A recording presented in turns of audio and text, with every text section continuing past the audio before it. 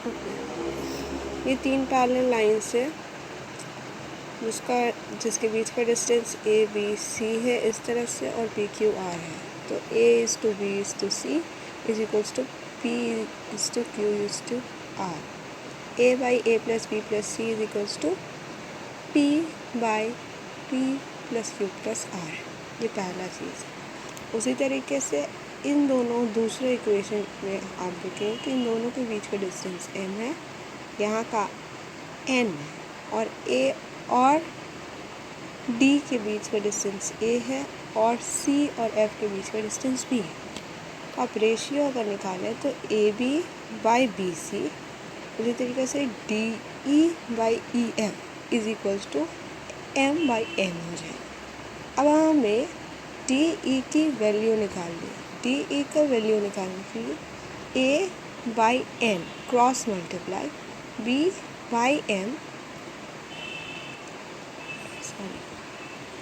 ए into n और b into n by m plus n करके d e की value हम लोग निकाल सकते हैं। Here we will cross multiply. ये कॉम्प्लीमेंट्री क्या होता है, एक एंगल है दिया है तो दूसरा एंगल क्या होगा जब दोनों एंगल का सम 90 डिग्री। सप्लीमेंट्री क्या होगा, जब दो एंगल है उन दोनों एंगल का सम 180 डिग्री होगा।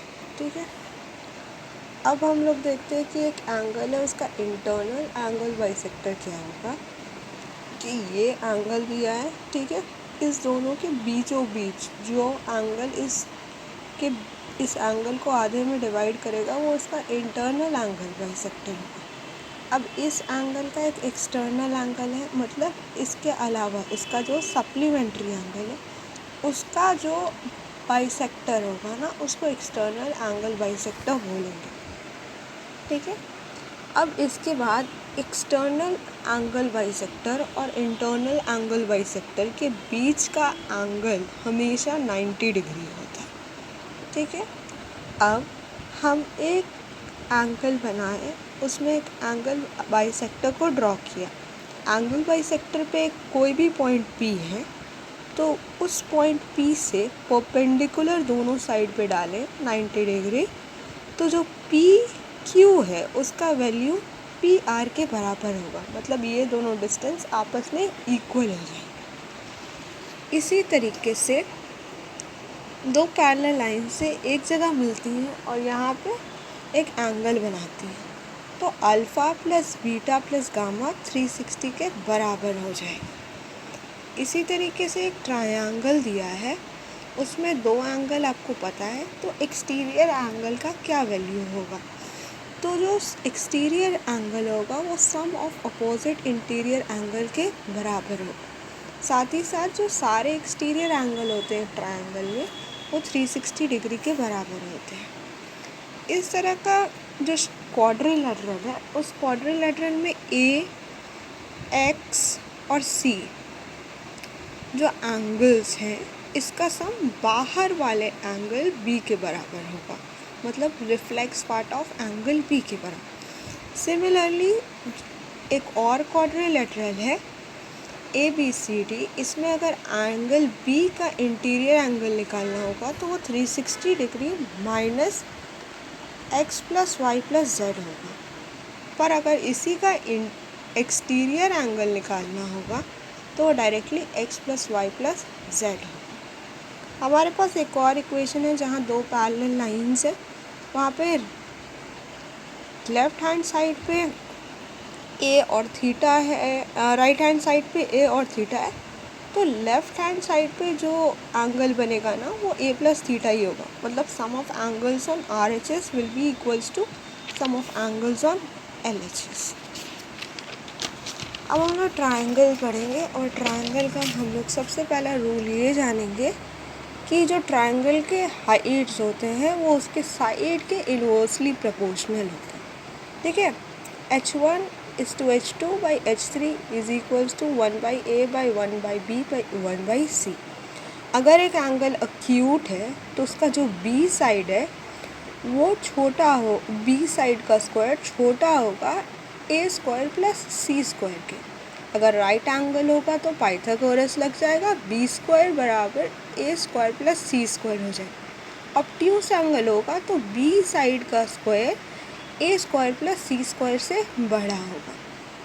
एक ट्राइंगल बनने का कंडीशन क्या होता है कि दो साइड का डिफरेंस, जो एक साइड है उससे दो साइड के डिफरेंस से बड़ा और दो साइड के सम से छोटा एक साइड हो सकता है ट्रायंगल में। तो अगर आपको निकालना है कि what are the various possibility of the third side, तो एक तरफ सम करके और एक तरफ माइनस करके उसके बीच के जो भी नंबर्स आएंगे वो आपका थर्ड साइड हो जाएगा। इसका एक फॉर्मूला है कि value of x is equals to 2 into smaller side minus 1।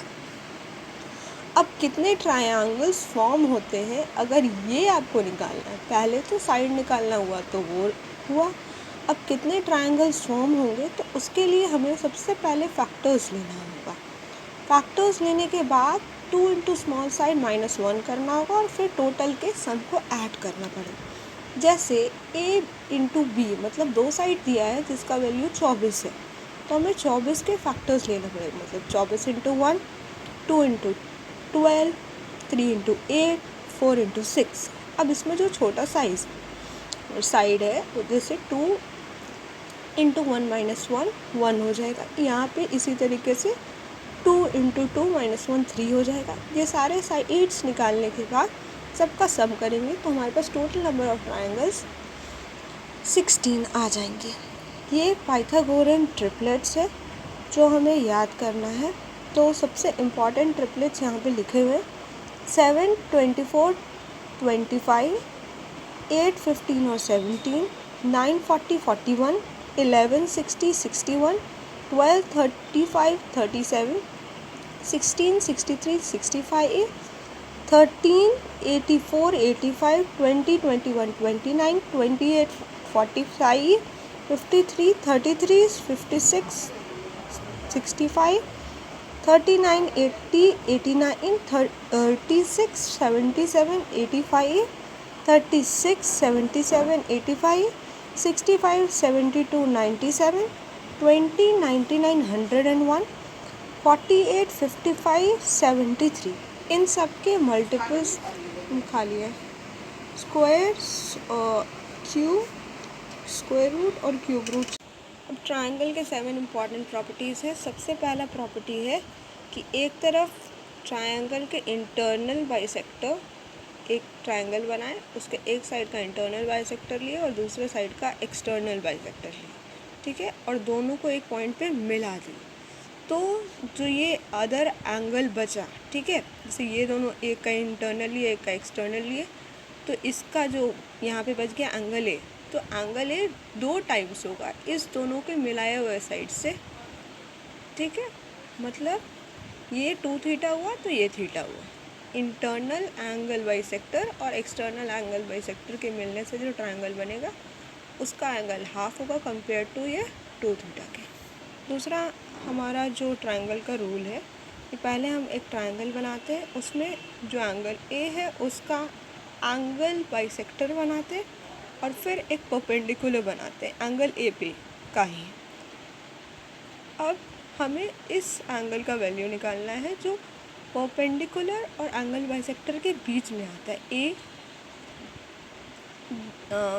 D A ई, तो इसका वैल्यू बी माइनस सी हो जाएगा, ठीक है। तीसरा है कि जब दो साइड का एंगल बाइसेक्टर को हम लोग बनाते हैं और उसको एक पॉइंट पे एक्सटेंड करके मीट कराते हैं तो इस एंगल का वैल्यू क्या होगा, ये वाले एंगल का, तो बी आई सी एंगल का वैल्यू होगा 90 प्लस ए बाई 2। दो साइड का एंगल बाइसेक्टर जहाँ मिलता है वो एंगल। अब दो साइड का एक्सटर्नल एंगल बाइसेक्टर जहाँ मिलता है, एक्सटर्नल मतलब बाहर वाला एंगल बाइसेक्टर, तो वो ए एंगल यहाँ पे बच गया ना, तो 90 माइनस ए बाई 2 हो जाएगा। ये 4 प्रॉपर्टी हो गए ट्रायंगल की। इसी तरीके से टोटल 7 प्रॉपर्टी हैं ट्रायंगल के। सबसे पहले हम लोग एक एल्टीट्यूड बनाते हैं ट्रायंगल का, उसके बाद उस ट्रायंगल के एल्टीट्यूड में एक पॉइंट सेलेक्ट करते हैं ओ, कोई भी पॉइंट कहीं से भी, और फिर इसके बीच का रिलेशन देखते हैं। तो ए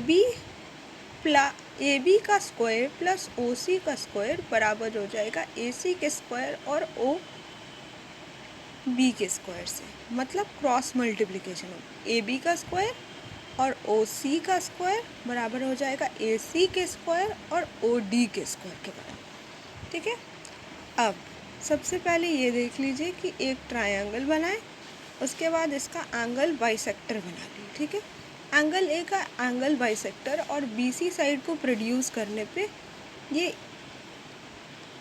यहाँ पे जो एंगल बना, तो आप ये देखिए कि angle A D C plus angle A C D 2 times हो जाएगा। ये जो एंगल बाइसेक्टर बनाया गया है उसको जो है एंगल ए ई सी।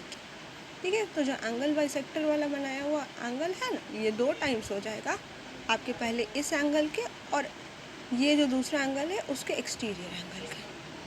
अब इसी चीज़ को अगर हम देखें, जो इक्वेशंस हम लोग ऑलरेडी पढ़ चुके हैं कि ये एक ट्रायंगल ए बी सी है, इसमें से एंगल एक का इंटरनल बाइसेक्टर और दूसरे का एक्सटर्नल बाइसेक्टर लिया जाए, तो ये इंटरनल बाइसेक्टर आया B I C 90 plus A by 2 हो जाएगा और B O C 90 minus A by 2 हो जाएगा। और इस दोनों को ऐड करेंगे ना, इंटरनल बाइसेक्टर और एक्सटर्नल बाइसेक्टर को अगर हम लोग ऐड करेंगे ना, तो इसका सम 180 डिग्री हो जाएगा। और हमारे पास एक पॉइंट ये हो गया, एक पॉइंट ये हो गया, एक ये दोनों पॉइंट हो गया। इस चारों को जब मिला देंगे ना, तो एक क्वाड्रिलेटरल बन जाएगा। और ये क्वाड्रिलेटरल और कुछ नहीं, साइक्लिक क्वाड्रिलेटरल है। तो साइक्लिक क्वाड्रिलेटरल का ये रूल होता है कि जो ऑपोजिट साइड है वो 180 डिग्री के होते हैं। अब कुछ इम्पॉर्टेंट कॉन्सेप्ट कि एल्टीट्यूड क्या होता है। एल्टीट्यूड वो एरिया होता है जहाँ पे, जिसको एल्टीट्यूड हाइट या परपेंडिकुलर भी बोलते हैं, जहाँ पे एक पॉइंट से, एक एंगल के पॉइंट से दूसरे साइड पे 90 डिग्री का एंगल बनाया जाए। और जो परपेंडिकुलर होता है वो बड़े वाले एंगल के नज़दीक होता है। एंगल बाइसेक्टर कौन सा पॉइंट हो गया, जो एक एंगल को 2 इक्वल पॉइंट में डिवाइड करता है, वो एंगल बाइसेक्टर है। मीडियन क्या हो गया, एक ऐसा पॉइंट जो ऑपोजिट वाले साइड को 2 इक्वल भाग में डिवाइड करता है। परपेंडिकुलर बाइसेक्टर वो पॉइंट हो गया जो इक्वली डिवाइड, जो नीचे वाले लाइन को इक्वली डिवाइड तो करे और साथ ही साथ उसके ऊपर 90 डिग्री का एंगल भी बने। क्लेवियन कौन सा पॉइंट होता है, एक ऐसा पॉइंट जो एक ट्रायंगल के साइड से शुरू होता है और ऑपोजिट वाले वर्टेक्स पे जाके मिल जाता है कहीं भी। ठीक है, ज़रूरी नहीं है वो परपेंडिकुलर हो, एंगल बाइसेक्टर हो, कुछ भी नहीं हो, बस वो मिल रहा है, उस मिलने को क्लेवियन बोलते हैं। कुछ और इम्पॉर्टेंट रिजल्ट्स हैं जो हमें देखना है। जैसे एक ट्रायंगल है और इस ट्रायंगल का एक्सटीरियर एंगल्स का सम निकालना। ठीक है, तो exterior angle of a triangle का सम निकालने के लिए 3 इंटू 360 माइनस 180 900 होता है। ठीक है, एक ट्रायंगल के एक्सटीरियर एंगल का सम, मतलब ये रिफ्लेक्स एंगल वाला एक्सटीरियर एंगल है, ये जो रिफ्लेक्स एंगल वाला होता है ये 3 इंटू 360 माइनस 180 इंटू 900 होता है। साथ ही साथ अगर ये एक ट्रायंगल है, इसके बाहर वाला एंगल θ1 और θ2 है। θ1 plus θ2 is equals to 180 degree plus a. ये कैसे हुआ, θ1 का वैल्यू क्या हो जाएगा, θ1 का वैल्यू एक्सटीरियर एंगल वाले प्रॉपर्टी से angle A plus angle C हो जाएगा। θ2 का वैल्यू हो जाएगा angle B plus angle A. इस दोनों को ऐड करेंगे तो angle A B plus C plus angle A हो जाएगा, जिसका वैल्यू 180 डिग्री प्लस ए हो जाएगा।